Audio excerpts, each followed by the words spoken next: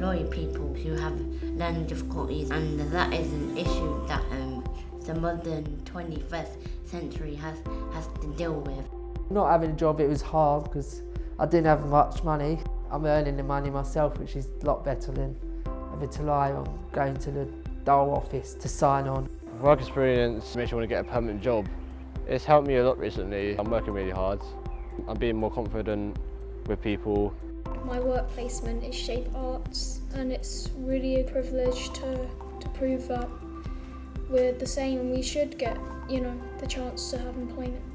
People with learning disabilities have got one of the lowest rates of employment in the whole country. Only 6% are in paid jobs, whereas over 65% want to be in work. We need to have employment that is open to everybody. For the last 3-4 years, I've been working specifically on a programme to increase the number of people with learning disabilities in work. So my role has involved going to employers, talking to them about vacancies that they've got, about roles that they've got within their companies, and talking to them about how they could perhaps what we call carve jobs in a particular way, maybe adjust job descriptions, and maybe tailor their recruitment process or deal with their recruitment process in a slightly different way that would actually encourage people with learning disabilities, number one, to come forward and apply, but number two, when they apply, to actually shine and show what they are capable of. We talk to our students a lot about what it would mean for them to have employment, and a lot of them talk about being out of their house, having money to get their own house. They feel it will help them be independent. So little things like being able to go and buy their own clothes, being able to meet new people. Our link with Samuel Road School is we both attend the employment subgroup meeting, which takes place every 6 weeks, and any organisation which is involved in employment attends that. Some of the partners we've developed, and they're very important, these partnerships, because they help our students and they help us plan for work experience and even employment, are MenCap, do a lot of work and project works with our students. We work with iWork, so Islington Work, helping people get into employment. We work with CAP. Having our students at the sixth form helps us develop a lot of skills that are essential for employment and transition. So we do a lot of business-based projects to help with teamwork and communication, life skills like using money, that we get them to present their work. So at the moment we have a tuck shop set up, which has been set up by our students. I started the tuck shop with my class. You need the best maths. I'm helping as a team, being a group together. Sometimes you still have to be positive, even with customers still difficult.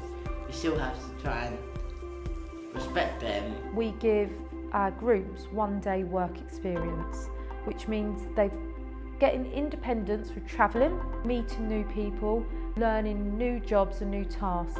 And because it's over a year, it means that tasks can be embedded. We just find it a valuable kind of contribution to the community to be able to offer such opportunities to the young lads such as Callum. Definite value to us as an organisation, and you can clearly see the value to Callum as well as an individual. This work experience has really helped me a lot, and I'm really happy I'm here. So I would really like a permanent job here, and just keep Anthony happy, make him proud. My job role is a youth motivator, and I go out around the borough doing creative chats and workshops. I was very amazed by the progression that Mia made during the placement, especially in terms of confidence. You can have very, very motivated people who have less opportunities, but when given that opportunity, can be very productive, very dedicated, very committed. And this is something I've experienced with Mia. Essentially, I think this is really about matching people's skills and abilities to the type of work. Our candidates often might not work 9 to 5, they might be looking for 2 or even 1 hour a day. The flexibility there would allow the employer to bring somebody in during a particularly busy time of the day without having to offer somebody a full-time job. And in terms of the job carving, we do there could be particular tasks in that busy period where our candidate can come in, learn how to do those tasks and do them very well and very reliably, and that can really take the pressure off the rest of the workforce. Other employees might be very keen to kind of move on, but actually people with learning disabilities are often very happy to almost perfect the role that they are in and stick with it, and employers and managers really like that.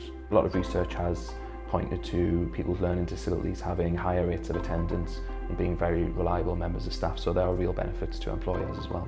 One of the most important things on this whole agenda of getting people with learning disabilities into work is to actually change attitudes and culture and systems and expectations of employers, of parents and carers, and of the young people themselves. In terms of the expectation maybe on children and young people with learning disabilities, in the past maybe there was an expectation that as an adult they wouldn't be able to have a job and they would go to some sort of day centre.